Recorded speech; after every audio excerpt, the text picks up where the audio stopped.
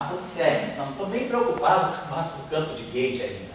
A gente está preocupado, claro que a massa dos campos de gauge vai ser importante, porque nós sabemos que a massa está ligada ao alcance, a massa do bóson trocado está ligada ao alcance da interação. Se o bóson é sem massa, a interação de longo alcance, como é o caso do fóton. Se o bóson é massivo, a interação de curto alcance, como no caso de um cálculo. Para nós é importante que, se a gente vai querer reproduzir, separar a física da interação fraca da física da interação eletromagnética, a interação fraca ela está restrita ao núcleo atômico. Então ela tem um alcance de 10 a menos 15 metros. A interação fraca não, ela vaza, ela transpassa pelo núcleo e chega ao átomo. Então ela tem um alcance 1 sobre R. A interação colombiana tem um longo alcance. Então eu tenho que separar os alcances das interações. Mas aqui está tudo emaranhado, porque todos os bósons de gauge têm massa zero, não tem um termo de massa. Então todas as interações são de longo alcance. Então, da onde é que eu vou poder tirar uma física de interação fraca daí, se ela tem alcance limitadíssimo ao núcleo atômico e todos os alcances aí estão sendo alcances infinitos, porque todos os bósons de gauge têm massa zero. Então os alcances são coulombianos. Essa é uma questão que vem depois, mas a questão anterior é ainda, e a massa do férmion? Eu tenho um elétron que é carregado, que deve ser massivo. Então nós vamos ter que introduzir a massa para o elétron.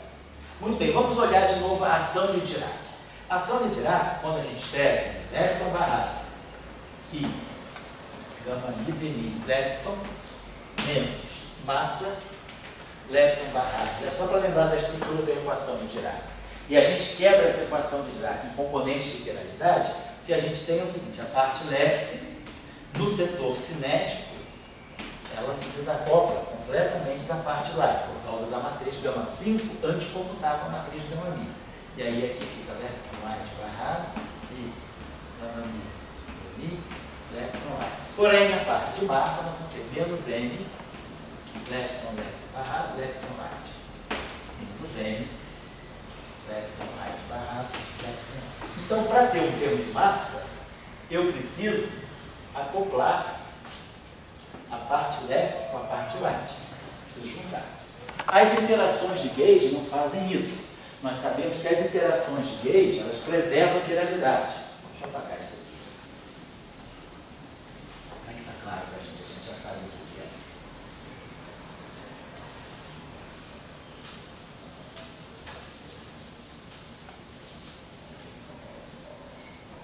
As interações de gauge preservam a quiralidade. O que é uma típica interação de gauge? Lepton right barrado, gama mi, lepton barrado, gama mi, lepton, campo de gauge. Isso aqui é a típica, isso aqui é a interação de gauge, o protótipo da interação de gauge.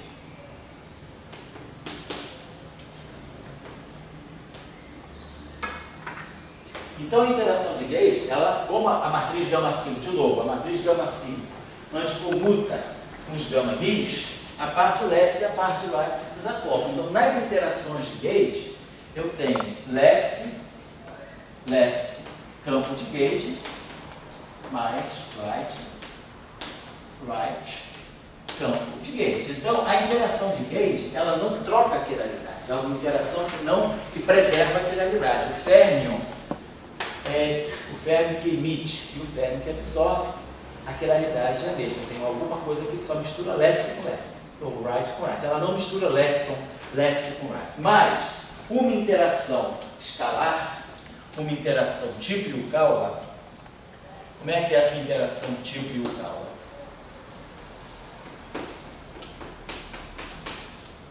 A interação tipo Yukawa é uma interação férmion,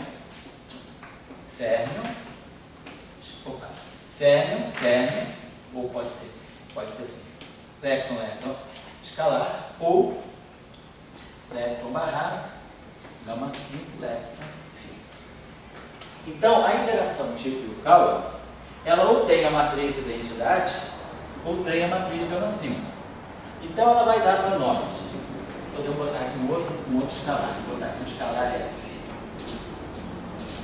Então, na primeira interação, nós vamos ter left barrado, gama mi left, mais, interagindo com φ, mais, right barrado, gama mi left on left, left on right, right, left on right, left on left, phi. Então essa interação aqui, ela acopla left com right, com os mesmos sinais. Agora a interação gama 5, ela vai trocar o sinal, ela vai dar left on right, left on left barrado. Gama 5 atuando no right dá menos, então vai dar menos left on right. E aí aqui quando for right barrado, aqui vai ficar mais left on right barrado, left on escalar. Então aqui tem menos.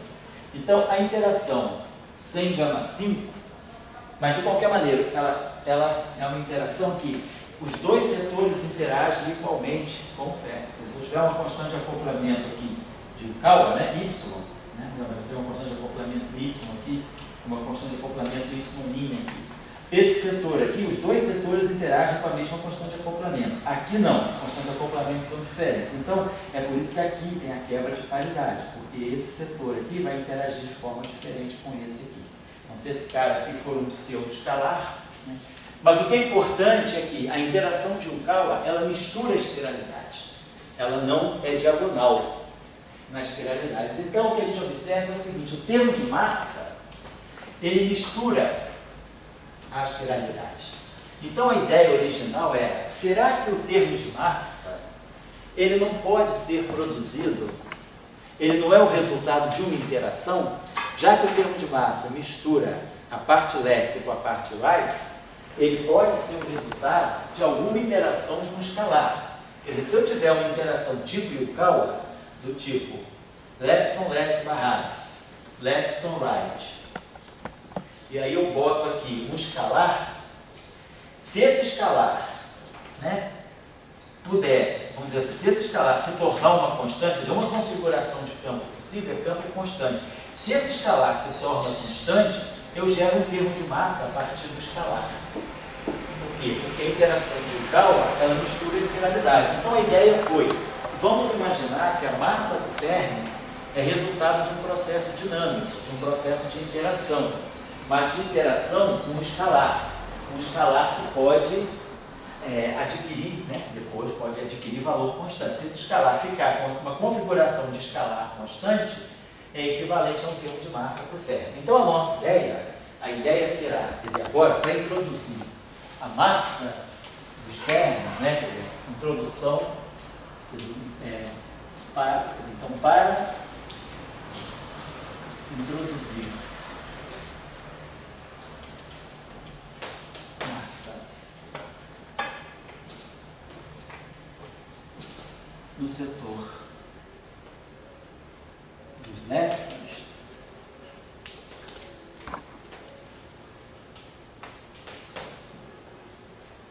a ideia é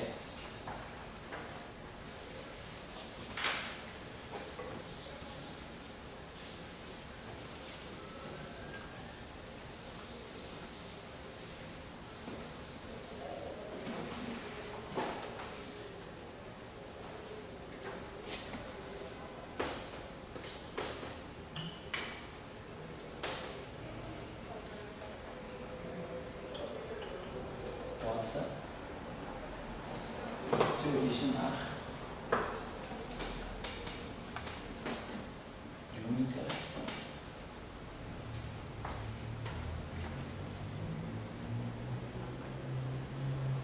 Tipo Yukawa. Então, pelas razões que eu já expliquei, a interação de Yukawa é uma interação que mistura a parte left com a parte right. Então, se ela mistura a parte left com a parte right, ela pode, talvez esse campo escalar da interação, ele pode assumir um valor constante e isso gerar a interação virar um termo de massa. Bom, só que, vamos pensar, nós temos a seguinte estrutura, nós temos left e barrado. Então o setor left está todo preso no duplete. Aqui eu tenho right. Então o termo de massa, com escalar, seria alguma coisa desse tipo. Eu vou colocar aqui vezes o campo escalar. Quer dizer, isso aqui é a minha interação de um cálculo.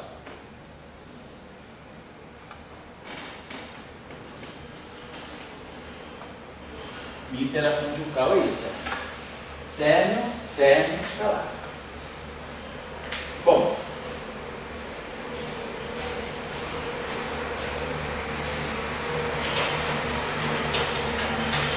agora, esse cara aqui é um dublete de SO2.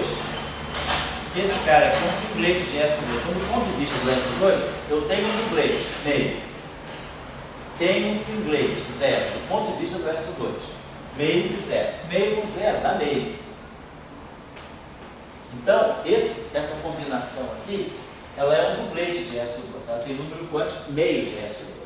Para eu formar um escalar de SO2, e agora, esse escalar aqui, eu não sei ainda qual é a especificação dele segundo SO2, mas eu sei que no final do dia, isso tudo aqui tem que ser um singlete de SO2. Eu quero um termo, quero introduzir uma interação que não quebre SO2. Ela não vai nem quebrar SO2 e nem vai quebrar o 1. Então eu quero introduzir um escalar que vai ter as atribuições de números quânticos, tanto de I3 quanto de Y, e mantenham, façam que essa simetria seja invariante de SO2, portanto tem I3 igual a zero, seja invariante de SO2, e seja um invariante de 1, tem a carga zero, segundo o 1 é um hipercarga. Então, se isso aqui é um dublete e isso aqui é um singlete, esse produto aqui já é um dublete. Então, o único jeito de eu gerar um singlete de SO2 a partir de um dublete é colocando outro dublete, porque meio com meio pode dar 0 e 1. Eu sei como formar um singlete, né, a partir, formar um singlete a partir de dois dubletes. Quer dizer, a gente pode formar, quer dizer, quando a gente tem dois dubletes de SO2, suponhamos que eu tenho um dublete alfa, beta de SO2, um dublete gama, delta. Tenha dois dubletes de SO2. Então esse aqui é meio. Eu vou chamar, vamos chamar, eu tenho um dublete assim, Psi1, Psi2. Então esse aqui é um dublete de SO2. E tem um outro dublete, Ki1, Ki2. Eu sei que se eu formar essa grandeza aqui, Psi d'H, Ki, eu estou formando um singlete de SO2. E se eu pegar essa grandeza aqui, Psi d'H, matrizes de Pauli, Ki, eu estou formando um triplete de SO2. Então, quando eu faço o produto de meio com meio de SO2, eu posso gerar 0 e 1. O zero eu gero a partir dessa combinação. E o triplete eu gero a partir dessa combinação. Então, isso aqui é o singlete de SO2 e isso aqui é o triplete de SO2. Então, é assim que nós formamos. Então, como o nosso escalar tem que ser, então, um dublete, eu vou querer formar, depois de eu pegar esse dublete de escalares, eu vou querer formar um singlete. Então, a única saída que eu tenho é tomar esse escalar, quer dizer, o escalar que vai entrar aí, que é o escalar de Higgs, né? Então, vamos introduzir um escalar φ, que seja dublete, ele é meio de SO2. Agora, então, ele vai ter que fazer isso aqui. Nós vamos pegar o dublete de leptons, vamos colocar aqui o escalar, que é o dublete de SO2, e vamos colocar aqui o lepton light. Então, isso aqui me dá meio com meio, dá 0 e 1. Mas essa combinação aqui é essa combinação aqui. É automaticamente o singlete de SO2. Isso aqui é o light. Agora, vamos ver as cargas. Do ponto de vista do U1, o left tinha carga menos 1. Então, essa carga aqui é mais 1. Esse cara aqui tinha carga menos 2. Né? Do ponto de vista da simetria U1, o lepton, se eu me lembro bem, o lepton tinha que ter carga menos meio. Não é isso? Menos meio. Então, o lepton tinha que ter carga menos 1. Então, é o setor left, né? Tanto o neutrino left quanto o lepton left, eles tinham carga menos 1. Então, como aqui está barrado, a carga, o 1 deles é mais 1. O lepton right tem carga menos 2. Então, menos 2. O 1 dá menos 1. Então, esse cara aqui tem que ter carga mais 1. Então, a gente vê o seguinte, que o dublete, eu vou ter que introduzir um dublete de escalares de SO2 e eles vão ter que ter carga Y, quer dizer, a carga Y do dublete φ vai ser mais 1.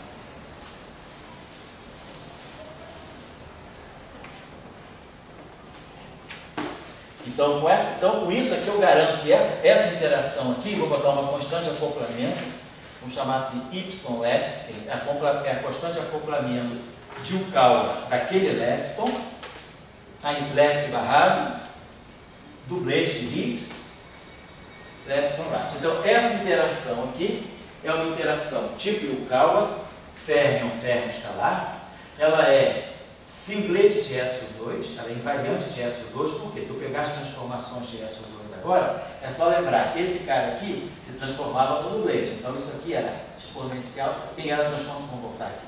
Quem era a transformação do left? A transformação do left era exponencial de I ômega A, sigma A sobre 2, left.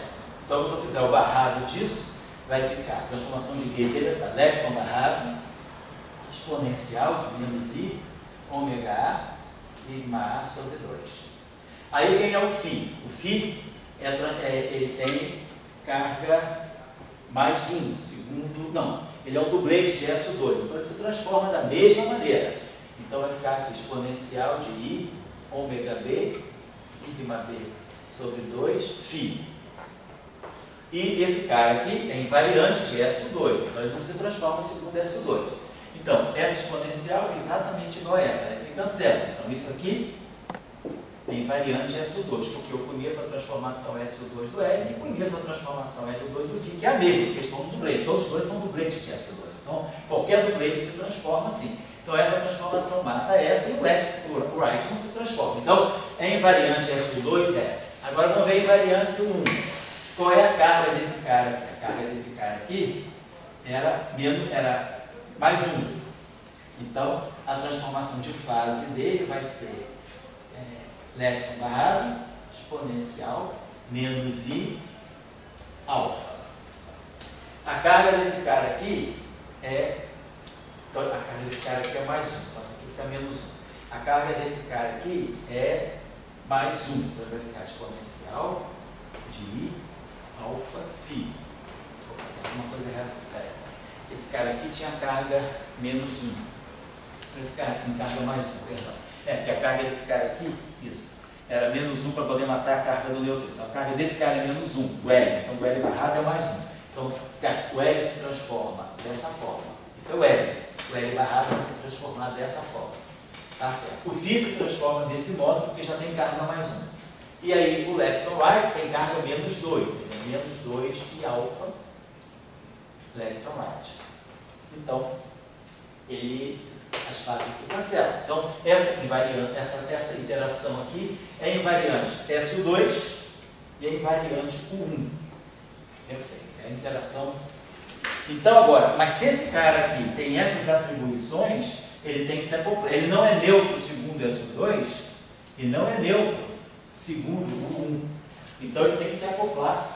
Ele tem que ter, então, ele vai, sendo um escalar, ele vai ter que se propagar e vai ter que ter uma derivada covariante que seja compatível com essas atribuições de carga. Então, nós vamos ter que definir a derivada covariante também do φ. Demi φ. Então, vamos lá. É um dublete. Então, ele vai ter demi φ. Então, agora a simetria é SO2. Constante de acoplamento é universal. Todos os campos têm a mesma constante de acoplamento. I, G. Aí aqui nós vamos ter B, Mi, A. E aí aqui vamos ter sigma A sobre 2. E aí aqui atuando no fim. É o dublete. Então, tá, acoplei o dublete. Agora eu preciso acoplar para o campo 1, o YI. Ele tem carga mais 1. Como é que era a nossa regra de composição da derivada covariante? Mais I, G', YI. E aí aqui a gente coloca a carga Y sobre 2, atuando em φ. Então essa aqui é a forma da derivada covariante. Campo de gauge, gerador. Campo de gauge, gerador. Só que a carga, o 1 dele é mais 1. Então aqui eu posso substituir esse y por 1. Então, para efeito dessa carga aqui, né, ela vale mais 1.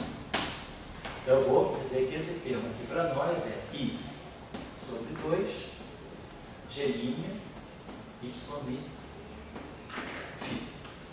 Então, é a carga 1. Então, no meu campo, eu tive que introduzir um escalar, porque eu quero que a partir de escalar eu gere massa, quero que esse escalar de alguma forma vá me induzir um termo de massa e, ao mesmo tempo, eu quero que esse escalar contém números quânticos, tanto de SO2 quanto de 1, ele não é neutro. Segundo as duas simetrias, ele não é neutro, ele é carregado segundo ambas as simetrias. Então, ele precisa se acoplar os dois campos de luz. Tá, muito bem. Vamos dar só uma olhadinha nessa interação de Yukawa. Então, nós temos o seguinte: lepton barrado. Então, ficou aqui neutrino do lepton barrado, lepton barrado. Φ. Vamos ter aqui, eu tenho um Φ1 e tenho aqui um Φ2. São dois escalares, né? Complexos em geral. E aqui o lepton right. Então, nós vamos ter o seguinte: Y. Então, vamos ter o neutrino do lepton barrado. Ele vai se acoplar com o lepton right via Φ1. E depois YL. Aí vamos ter lepton barrado, Φ2, lepton right. Então a gente observa o seguinte: essa componente do campo de Higgs, ela não pode ser neutra. Por quê? Eletromagneticamente. Por quê? Esse cara aqui tem carga 0. Esse cara aqui, eletromagneticamente, tem carga menos 1. Então, essa componente Φ1 tem que ter carga mais 1. Então, Φ1, eu vou chamar esse Φ1 de Φ+, porque ele tem uma carga eletromagnética a mais. Agora, o Φ2 é neutro, porque a mesma carga que está aqui é a mesma carga que está aqui. Então, o Φ2 é neutro. Então, eu vou chamar o Φ2 de um Φ0. Então, eu vou redefinir as componentes do Higgs dessa forma. Φ+ é a componente de cima e Φ0 é a componente de baixo. Então, vamos redefinir agora. Então, o nosso campo de Higgs vai ter essa estrutura. Vamos colocar aqui. A estrutura do nosso campo de Higgs, esse dublete de Higgs, vai ser Φ+ e Φ0. Mas nada disso ainda sobre a massa. Nós temos apenas acoplamentos de Yukawa. Então, esse aqui, vamos ver, é o acoplamento de Yukawa com o Φ+, e esse aqui é o acoplamento de Yukawa com o Φ-, com o Φ0. Vamos fazer o seguinte, claro, isso aqui eu tenho que jogar mais o conjugado complexo.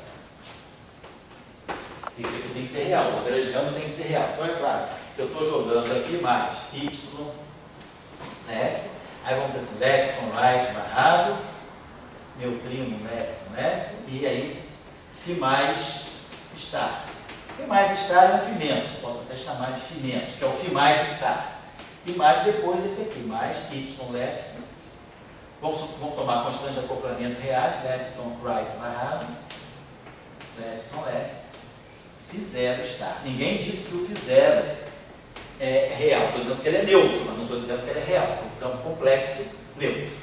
Então ficaram essas aqui, quer dizer, esses quatro termos aqui. Os outros dois termos está complexificando. Oi? Está falando real. Estou jogando com o complexo conjugado, isso, exatamente, estou complexificando.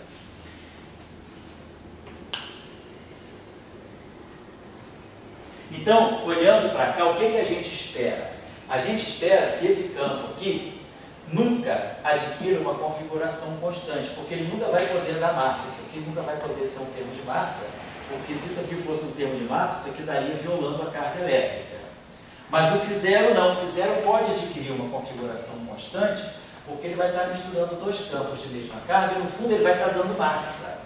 Então, se sob algum aspecto, né, sob algumas circunstâncias, esse Φ0 se tornar um campo constante, ele está dando massa para o lepton, mas o Φ- ou o Φ+ não vão poder ser constantes, porque se eles fossem constantes, eles iam gerar uma espécie de um termo fermiônico que violaria a carga elétrica.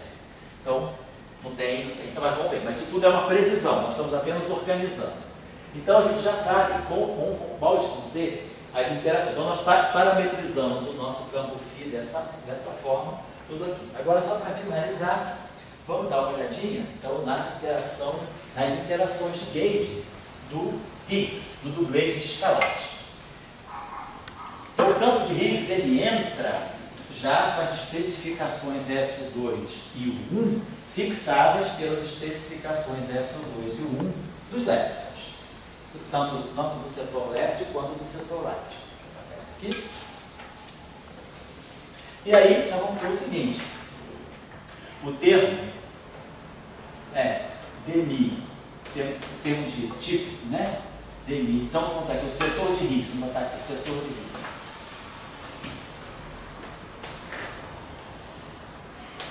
Então, nós falamos do setor de férmions, do setor de gauge, do setor de leptons, perdão, do setor de gauge, agora do setor de Higgs. Então, o setor de Higgs, eu vou poder escrever um lagrangiano, vamos colocar aqui Higgs, que vai ser dmi φ Dagger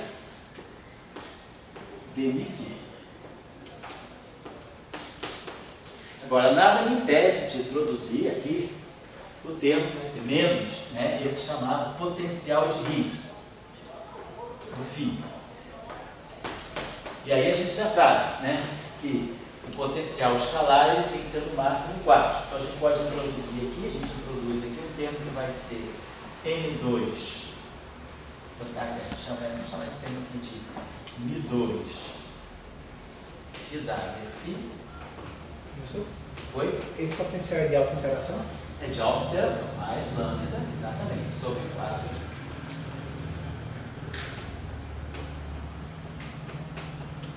A gente pode botar mais meio depois.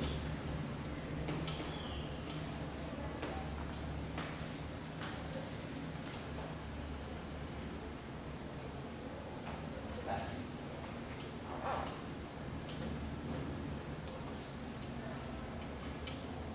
Então é uma interação normalizada, a gente já sabe que a interação de alta interação de escalares tem que ser no máximo quântica, e eu posso introduzir. Então todos esses termos aqui são invariantes de gauge. Então todo esse lagrangiano aqui respeita SO2 e respeita o 1. Então ele é SO2, o 1 invariante. Então,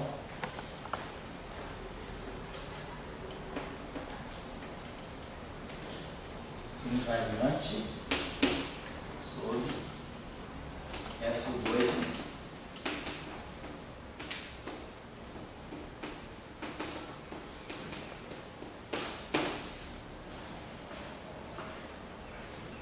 Então vamos olhar o setor que envolve a parte cinética e os acoplamentos de gauge. Os acoplamentos de gauge, vou botar aqui, acoplamentos de gauge do setor de Higgs, que a gente vai olhar agora.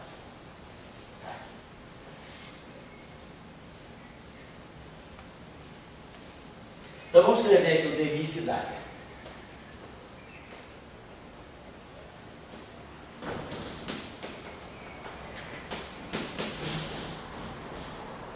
Dmi. Aí vamos ter aqui menos I G. Φ Dagger. Sigma VMA. Sigma sobre 2 VMA. Os campos são reais, VMAs são reais, as matrizes de Pauli elas são hermitianas. Então eu troquei a ordem, mas como é que você quer? Aqui dá. Então,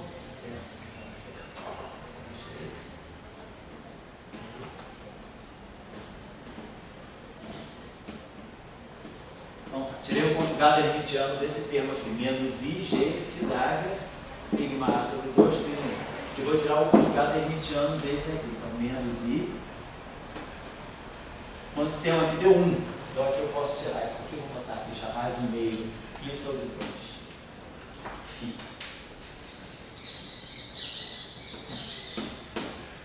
Vai ficar menos I sobre 2, G', φ Dagger, Y'.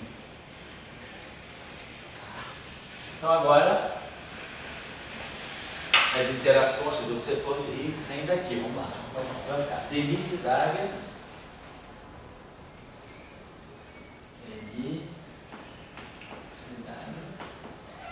Demi-Fi. Fazer esse termo aqui com esse aqui. Agora esse termo com esse termo aqui vai ficar mais I, G, Demi-Fi.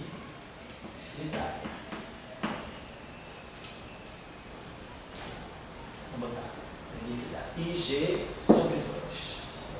IG sobre 2. Demi-Fi, sigma A, Fi.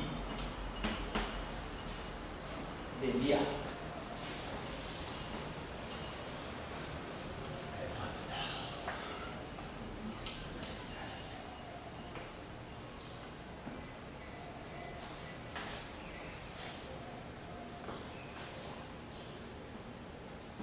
Então, eu peguei esse termo aqui, estou fazendo esse termo aqui com esse termo aqui com esse. Agora esse termo aqui com esse. Mais I sobre 2, G'. Aí vamos Demi-Fi, Fi, Y'. Agora vamos fazer esse termo aqui. Esse com esse. Tá? Menos, vai ser o conjugado complexo desse aqui. Menos IG sobre 2, Fi, sigma A, Demi-Fi.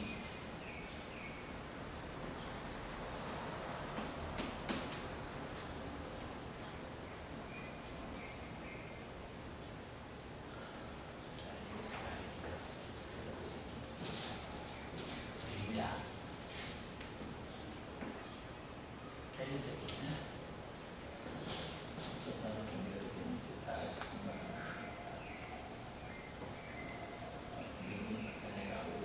tá joia. Bom, isso aqui é a mesma coisa que botar esse aqui embaixo e esse aqui em cima. Nós fizemos esse com esse. Agora esse com esse. Mais G2. Aí esse aqui. Mais G2. Aí vai ficar G2 sobre 4. Meio do meio vai ficar Fi, sigma A, que é esse termo aqui, Fi, sigma A. E esse aqui vai ficar sigma B, Fi. E aí vamos ter A, B, B.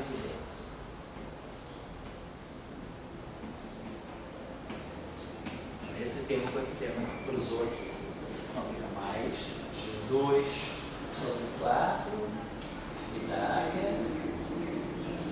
sigma A, sigma B, Fi. Agora vamos cruzar esses termos aqui. Menos I, então aqui vai ter menos I com I dá 1, vai ficar G' sobre 4, mais G' sobre 4. Esse termo aqui. Isso, menos I com I dá 1, G' sobre 4, Fi, sigma A, Demi-A. Fi, sigma Fi. Aí vamos ter Demi-A, Y'.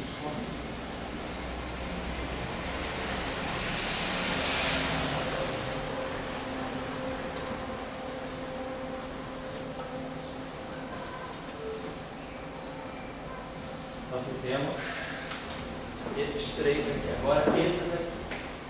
Vou fazer a última parte. Esse aqui. Menos I sobre 2. Vou botar aqui. Menos I sobre 2. G'.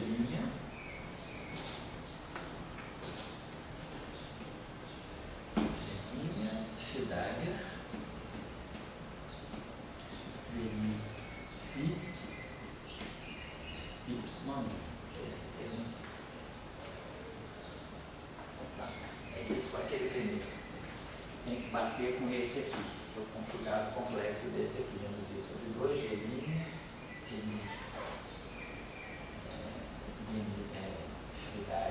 isso. Fizemos esses dois aqui. Vamos fazer esses dois aqui. De novo, cara. Menos I sobre 1, esse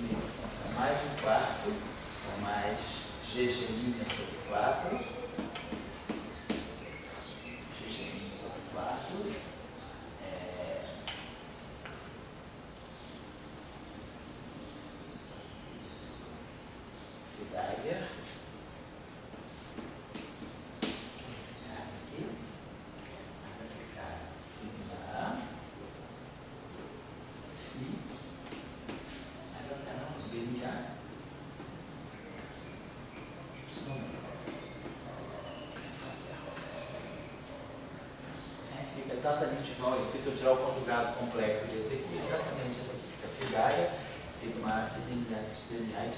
E finalmente o último termo, que vai ser menos isso, vai ficar mais g' ao quadrado sobre 4, mais g' ao quadrado sobre 4, φ aqui, y'. Então, esse é o setor de Higgs. Então, no setor de Higgs, nós temos o termo cinético. Ah, bom, sem colocar, não coloquei aí o potencial. Estou colocando só o termo cinético e os acoplamentos de gauge. Então, esses são os acoplamentos de gauge. Então, aqui é acoplamentos de gauge.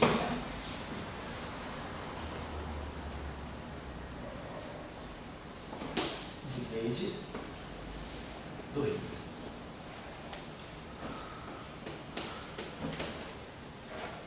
Acoplamento de gauge.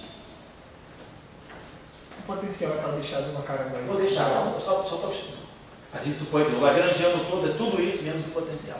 Só estou deixando o potencial de lado agora, eu estava só interessado em olhar os acoplamentos de gauge. Então aqui a gente observa o seguinte: esse aqui é o típico acoplamento, né, de escalar com campo de gauge. Uma derivada, a gente já viu que esse acoplamento aqui é renormalizado, já quando a gente fez o power counting, lá no nosso curso de teorias efetivas.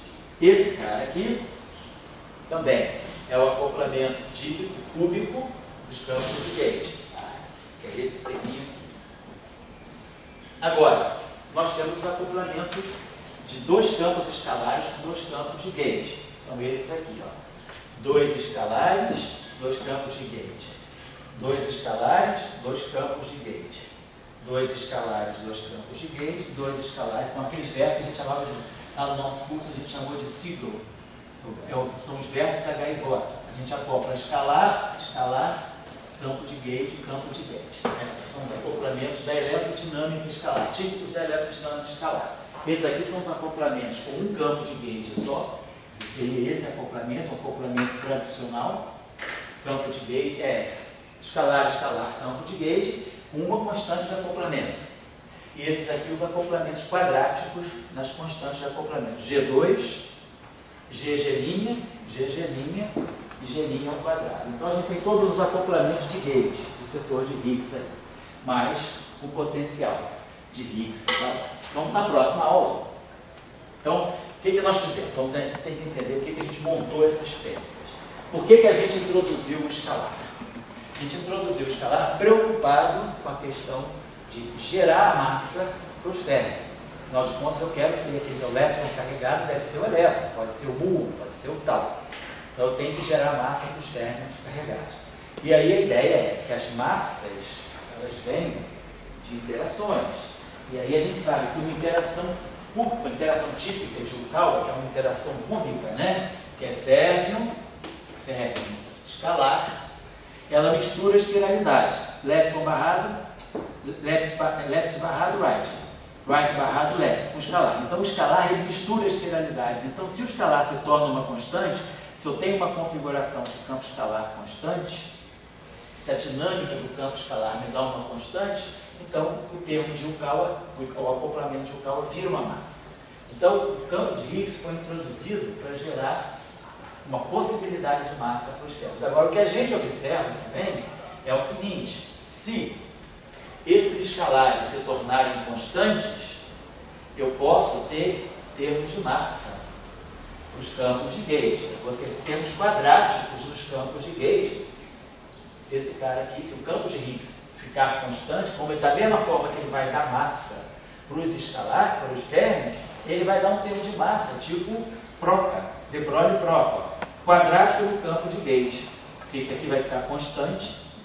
E aí eu vou ter uma coisa quadrática aqui, vou ter outra coisa quadrática aqui e vou ter uma coisa mista aqui, mas eu tenho alguma coisa que simula para mim um termo tipo de Broglie-Proca para o campo de gauge. Então, na próxima aula nós vamos discutir o que vai acontecer com esse campo de Higgs. Nós vamos estudar esse potencial, aí vamos estudar as fases desse potencial. Vamos concluir que a melhor situação para nós é aquela situação conhecida, onde esse parâmetro com dimensão de massa ao quadrado se torna negativo e a constante de acoplamento, autointeração, tem que ser sempre positiva. Nessa situação aqui, nós vamos então ver que o nosso campo de gauge pode ter uma configuração constante. E aí, se ele adquire uma configuração constante, ele simultaneamente gera massa para os leptons e pode gera massa para os campos de gauge. Agora eu tenho que ter cuidado. Os campos de gauge vão ganhar massa, sim, mas eu tenho que gerar um sem massa, que tem que ser o fóton. Então, nós vamos ver como é que é essa arrumação aqui. Daqui é que vai sair o fóton e o Z0.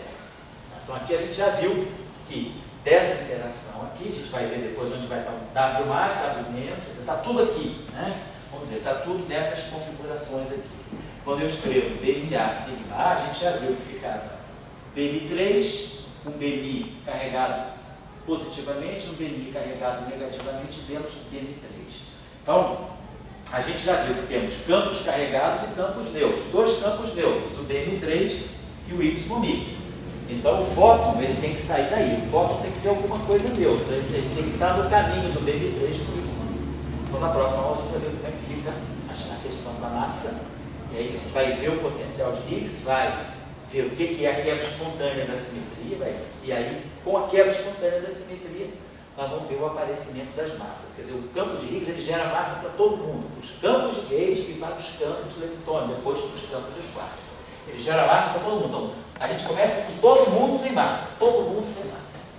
E aí o mecanismo de Higgs é que vai gerar todas as massas. Então, na aula que vem a gente vai discutir essa questão, tá bom? Vamos dar um intervalinho aí para a gente pegar agora a Suzy. Professor, Oi? só um rápido comentário. Tá? Essa formulação, ela explica que, ela mostra que os campos têm massa, tudo bem, mas ela não explica por que eles têm que ter massa, né? Explica por que eles têm que ter massa. Não, eu digo no seguinte sentido. A gente colocou essa interação porque nós sabemos já previamente que o elétron tinha massa. Mas a priori não teria por que nós termos colocado essa interação. Seria que eu soubesse que o elétron tivesse massa, mas não teria por que ter. Exato. Se a gente não tivesse preocupado com as massas, a gente não precisava introduzir esses escalares. Esses escalares eles entraram para cumprir essa missão, para gerar, gerar uma escala de massa na teoria. Quer dizer, ele poder separar uma interação de longo alcance de uma interação de curto alcance. Esse que é o papel do escalar. Ele gera escalas, essa que é a questão. Tá? A gente vai ver. E é isso aí. Ele faz isso sem quebrar a simetria de Lorentz. Porque você poderia fazer isso com outros campos, mas se eles têm spin, eles quebram a simetria de Lorentz. Certo? Então a gente vai discutir isso daqui a pouco. Na próxima aula. Então vamos lá, gente.